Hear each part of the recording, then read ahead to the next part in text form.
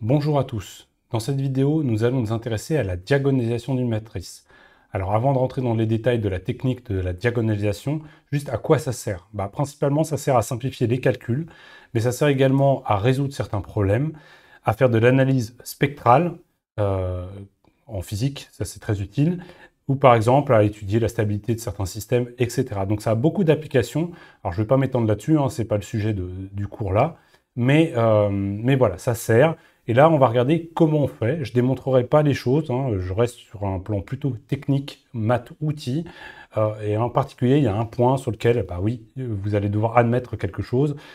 Sinon, je devrais vous présenter beaucoup plus de mathématiques. Alors, diagonaliser une matrice carrée, ça revient à faire quoi? Si vous avez une matrice M, on va l'écrire sous la forme de P fois D fois P-1. Avec P, ce qu'on appelle une matrice de changement de base ou une matrice de passage qui sera composée de vecteurs particuliers qu'on appelle les vecteurs propres, j'y reviendrai un petit peu après, et d'une matrice D qui est une matrice diagonale, c'est-à-dire qui est nulle partout sauf sur la diagonale. Et sur la diagonale, on va retrouver ce qu'on appelle des valeurs propres, des valeurs qui sont associées à nos vecteurs propres et qui sont des valeurs importantes pour comprendre notre matrice. Alors maintenant, qu'est-ce que c'est qu'un vecteur propre? Un vecteur propre, c'est un vecteur que je vais noter VI pour toute la suite de ce cours. C'est un vecteur qui a la propriété que si je lui applique M, donc si je fais M fois VI, je vais obtenir un vecteur qui va être collinéaire à VI.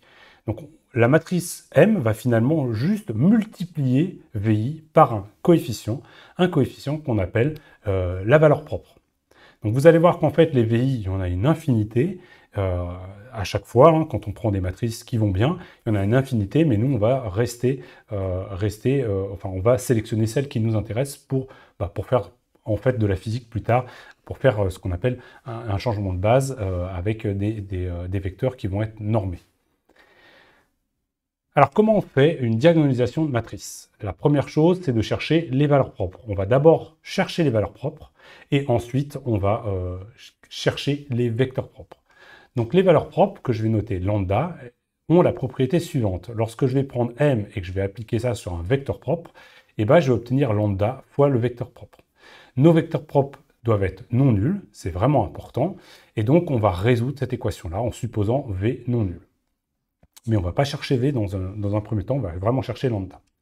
Alors si je bascule ce terme-là de l'autre côté, et que je remplace lambda V par lambda identité fois V, ce qui revient au même, je peux factoriser, j'ai M moins lambda identité appliqué à V qui doit être égal à 0, avec V qui est différent de 0. Alors ça, c'est l'étape que je ne vais pas expliquer, mais si on a cette propriété-là, ça implique que notre matrice M moins lambda identité doit être non inversible. Et ça, c'est une démonstration que vous ferez en maths. Donc nous, ce qu'on veut, c'est trouver les valeurs de lambda pour que M moins lambda ID soit non inversible.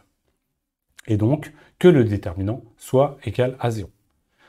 Donc là, on obtient, en appliquant le déterminant à M moins lambda ID égal à 0, on obtient ce qu'on appelle un polynôme caractéristique de notre matrice, et on va chercher les solutions de ce polynôme caractéristique.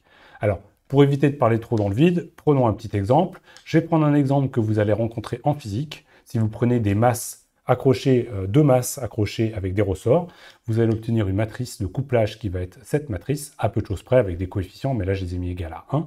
Et donc on a une matrice avec des 1 sur la diagonale et des moins 1 sur l'antidiagonale. Et on va appliquer cette technique que je vous ai présentée précédemment. Donc ce que je veux, c'est d'abord fabriquer la matrice M moins lambda identité, qui donne la matrice suivante, 1 moins lambda sur la diagonale. J'ai retiré lambda sur la diagonale. Par contre, l'antidiagonale n'est pas modifiée. Et qu'est-ce que je vais faire? Je vais calculer le déterminant de M moins lambda ID. Et donc, je vais faire ça fois ça, moins ça, fois ça, ce qui me donne 1 moins lambda, le tout au carré, moins 1. Et je veux chercher les valeurs de lambda pour lesquelles c'est égal à 0. Si vous faites ce petit calcul, vous allez trouver, donc vous basculez le 1 de l'autre côté, donc ça fait 1 moins lambda au carré est égal à 1. Je prends la racine, ça fait 1 moins lambda égale plus ou moins 1. Et donc j'obtiens deux valeurs de lambda. Soit le cas où ici vous mettez 1, et donc il faut que lambda soit égal à 0, soit vous mettez moins 1 ici, et donc vous avez lambda est égal à 2. Donc j'ai deux valeurs propres, lambda 1 égale 0 et lambda 2 égale 2 pour cette matrice. Une fois que vous avez déterminé vos valeurs propres, on va chercher les vecteurs propres associés à chacune des valeurs propres. Donc on va commencer par la valeur propre égale à 0 et on va résoudre cette équation, mais cette fois-ci on connaît lambda i, on va mettre 0, et on va chercher notre vecteur vi. C'est un vecteur à deux dimensions, puisque j'ai des matrices de 2, donc c'est un vecteur que je vais noter x1, y1 en coordonnées, et le but de l'opération c'est de chercher x1, y1. Donc j'applique m à x1, y1, et ça doit être égal à la valeur propre, 0, fois le vecteur x1, y1. Je reviens juste un petit peu en arrière. Là, si j'applique m à mon vecteur propre, et ben, au final, j'obtiens un vecteur nul, puisque ça fait 0 fois le vecteur initial. Donc je vais obtenir un vecteur nul. C'est un vecteur particulier.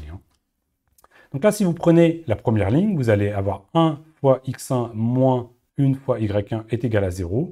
Et ben, ça vous donne x1 moins y1 est égal à 0. Et vous pouvez prendre la deuxième ligne, vous allez obtenir exactement la même équation. C'est dégénéré, on a fait exprès puisqu'on a calculé exactement des lambdas pour lesquels il n'y avait pas une solution unique, mais il y avait une solution dégénérée puisque le déterminant est égal à 0. Donc ça, j'ai x1 qui va être égal à y1.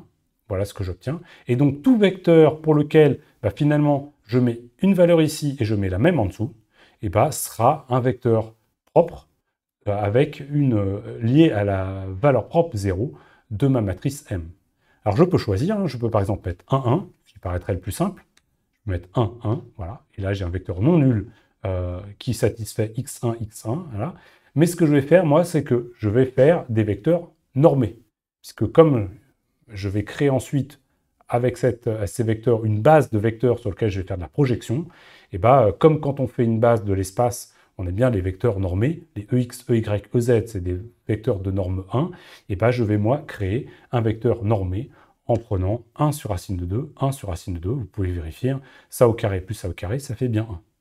Donc voilà, un vecteur normé qui est un vecteur propre de ma matrice M associée à la valeur propre 0. Je fais la même chose maintenant avec lambda 2. Donc lambda 2 égale 2, je reprends la formule ici, cette fois-ci donc je cherche x2 et y2, pour lequel, lorsque j'applique ma matrice M, j'applique ça à mon vecteur, je dois obtenir 2 fois mon vecteur précédent. Donc, je prends par exemple la première ligne, j'obtiens x2 moins y2 est égal à 2x2, alors ça fois ça fait bien x2, ça fois ça fait moins y2, et ça fait 2 fois x2, donc c'est bien cette équation. Et si vous faites passer le y2 de ce côté-là, par exemple, et le x2 de l'autre, enfin vous débrouillez comme vous voulez, vous obtenez x2 est égal à moins y2. Et ça, on trouve donc que finalement, tout vecteur qui aura cette forme-là, je mets une valeur ici, et je mets moins x2, la même valeur en dessous, et sera un vecteur, donc sera collinaire à notre vecteur propre, en tout cas sera un vecteur propre, et donc il sera lié à la valeur propre 2. Pareil, je peux prendre 1 moins 1 si ça m'amuse, mais ce que je vais faire, c'est que je vais prendre un vecteur normé, 1 sur racine de 2 moins 1 sur racine de 2, pour avoir un vecteur normé plus facilement pour pouvoir faire mes projections après. Donc voilà, j'ai obtenu mes deux vecteurs propres associés à mes deux valeurs propres. Mais je redis encore, il n'y a pas un seul vecteur propre. Finalement, ici, je peux mettre n'importe quelle valeur dans x1. Du moment que je mette ici la même, j'aurai un vecteur qui fonctionnera ici correctement. C'est-à-dire que si je lui applique m, j'obtiendrai 0 à chaque fois. Et pareil ici, si je mets une valeur ici et moins la valeur ici, si j'applique m à ce vecteur, j'obtiendrai 2 fois le vecteur initial, puisque je suis associé à la valeur propre 2. Alors voilà, je pars sur mes deux vecteurs propres normés, associés à mes deux valeurs propres précédentes, et je peux maintenant créer ma matrice de passage. La matrice de passage, c'est très simple à produire. Ce que je vais faire, c'est que je vais prendre mes vecteurs propres et je vais les écrire en colonne dans ma matrice. Donc ici, vous avez V1 associé à lambda 1, donc à 0, et ici, vous avez V2, donc associé à lambda 2, c'est-à-dire 2. Voilà ce que j'obtiens pour ma matrice de passage. Très facile à faire. De la même façon, alors oui, si je vais faire une petite chose, parce que vous voyez que je peux factoriser par 1 sur racine de 2, je ne vais pas me gêner. Je vais mettre 1 sur racine de 2 en facteur, comme ça je me retrouve avec 1, 1, 1, moins 1, ce qui est quand même beaucoup plus facile à lire. Ensuite, je vais créer ma matrice diagonale. La matrice diagonale, elle est constituée des valeurs propres, dans le même ordre que j'ai mis mes vecteurs dans mon matrice de passage. Donc dans ma matrice de passage, j'avais mis V1. Je vais donc ici mettre la valeur propre associée à V1, c'est-à-dire 0. Et ici, dans ma deuxième colonne, je vais me positionner ici, puisque je dois rester sur la diagonale. Je vais mettre ma deuxième valeur propre associée à mon V2 ici, donc 2. Et donc je me retrouve avec une matrice diagonale très simple, 0, 0, 0, 2. Pour ma diagonale, ma matrice diagonale D. Alors j'ai presque fini, mais pas complètement, parce que si vous vous rappelez bien, je veux écrire M comme étant égal à D fois P-1. Alors pour l'instant, je n'ai pas calculé P-1. J'ai D, j'ai P, mais je n'ai pas P-1. Donc il va falloir que j'inverse la matrice P pour obtenir P-1. Alors vous pouvez aller regarder la vidéo sur comment on inverse une matrice, mais il y a une petite chose à savoir, et c'est bien utile. Quand on a une matrice constituée de vecteurs propres normés, et ben en fait, l'inverse de notre matrice P, c'est directement P transposé. Donc c'est beaucoup plus facile de calculer une transposée qu'une inverse, que l'inversion d'une matrice. Donc je vais juste prendre P et transposer P. Transposer P, ça revient à échanger le 1 ici avec le 1 ici, donc à rien faire du tout. Et donc P-1, et ben, je l'obtiens directement, c'est P en fait. P et P-1 sont identiques. Et donc je me retrouve avec ça. Alors là ici c'est symétrique, hein, ce n'est pas toujours le cas, donc vous devez transposer. Hein. Mais là pour mon exemple, et ben, P-1 c'est directement P. Voilà, donc maintenant que j'ai D, j'ai P et P-1, et ben, j'ai réussi à diagonaliser ma matrice et je peux étudier précisément le comportement de ma matrice avec ses vecteurs propres et ses valeurs propres. Alors, toujours est-il que je n'ai pas démontré cette formule, je n'ai pas démontré que tout marchait bien. Donc nous, ce qu'on va faire, c'est qu'on va faire une petite vérification. On va vérifier qu'on a bien réussi à écrire M sous la forme de P, D, P-1. Donc je vais recalculer P, D, P-1 avec ce que j'ai écrit là. Donc ici, vous avez P, ici, vous avez D, et ici, vous avez P-1. Ce que je vais faire, c'est que je vais mettre ensemble 1 sur racine de 2 en facteur, directement, et je vais calculer la matrice ici multipliée par celle-là. Alors, je vous affiche le résultat tout de suite. Le 1 sur racine de 2 fois 1 sur racine de 2, ça fait le 1,5. Celle-là, je l'ai recopiée directement, et donc j'ai fait ça fois ça. Alors, on peut vérifier. Hein. Vous allez avoir 0 fois 1 plus 0 fois 1, ça fait 0. 0 fois 1 plus 0 fois moins 1, ça fait 0. Et après, vous avez 0 fois 1 plus 2 fois 1, vous avez 2. Et vous avez 0 fois 2, 0 fois 1, ça fait 0, plus 2 fois moins 1, ça fait moins 2. Vous obtenez donc bien cette matrice. Le 1,5 et les 2 ici, on peut les simplifier. Faites-le. Comme ça, ici, finalement, ici, j'ai un 1, ici, j'ai moins 1. Et après, je fais juste cette matrice-là fois celle-là. Si vous le faites, vous allez obtenir 1, moins 1, moins 1, 1. Et ça, c'est bien égal à la matrice M initiale. Vous pouvez le vérifier parce qu'elle n'est pas affichée sur cet écran, mais c'est bien la matrice qu'on avait choisie au début, 1, moins 1, moins 1, 1. Donc on a réussi à faire la diagonalisation de notre matrice. Alors bien évidemment, c'est plus compliqué si vous avez une matrice 3-3. Si vous avez une matrice 3-3 et que tout se passe bien, parce qu'il y a des cas pour lesquels ça peut être plus compliqué, mais si tout se passe bien, si vous avez une matrice 3-3, vous devriez obtenir 3 valeurs propres et 3 vecteurs propres. En fait, là où il va y avoir des problèmes, c'est si vous avez des valeurs propres qui comptent pour plusieurs fois, c'est-à-dire plusieurs fois la même valeur propre. Et donc ça, c'est un peu plus compliqué à traiter. Mais si vous avez 3 valeurs différentes, 3 valeurs propres différentes, et vous allez avoir 3 vecteurs propres différents, et ainsi de suite, 4, 4, etc. C'est plus long, plus compliqué, mais la technique est la même. En tout cas, voilà comment ça marche. Alors bien évidemment, il existe un moyen de faire ce genre de choses et ce genre de calcul directement en Python, donc avec NumPy. Donc je vais vous présenter ça tout de suite. Ici, j'ai repris ma matrice 1, moins 1, moins 1, 1, que vous voyez là, et je vais calculer directement les valeurs propres et les vecteurs propres grâce à la librairie toujours algorithme linéaire, linalg, et je vais utiliser ce qu'on appelle les eigenvalues, ce qui correspond aux valeurs propres et vecteurs propres en anglais. Donc ici, j'applique linalg.eg sur ma matrice et j'obtiens dans une première variable les valeurs propres et dans une deuxième variable les vecteurs propres. Si j'affiche les valeurs propres, vous obtenez bien 2 et 0.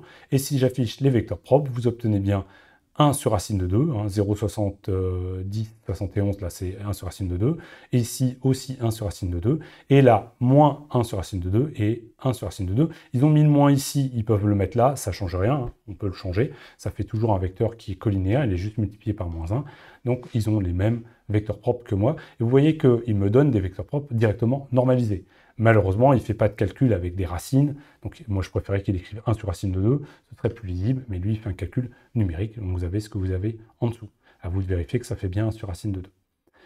Voilà, donc je vous ai présenté comment on diagonalisait une matrice. J'ai fini ce que je voulais vous présenter sur la partie matrice dans un premier temps. On y reviendra peut-être plus tard. Pourquoi? Parce que c'est utile dans pas mal de choses. Quand on fait de la mécanique, c'est utile, surtout quand on a des problèmes avec des ressorts qu'on accroche les uns derrière les autres. On a beaucoup de matrices à traiter. On va également avoir des problèmes de matrices peut-être plus simples, mais en même temps un peu compliqué pour d'autres aspects lorsqu'on fait de la relativité restreinte. Donc voilà, ce sera peut-être l'occasion de reprendre des notions de matrice un peu plus tard. Mais je m'arrête pour ces 4 cours qui sont un tout pour arriver à cette vidéo que je viens de faire sur la diagonalisation de matrice n sur n. Voilà, je vous remercie.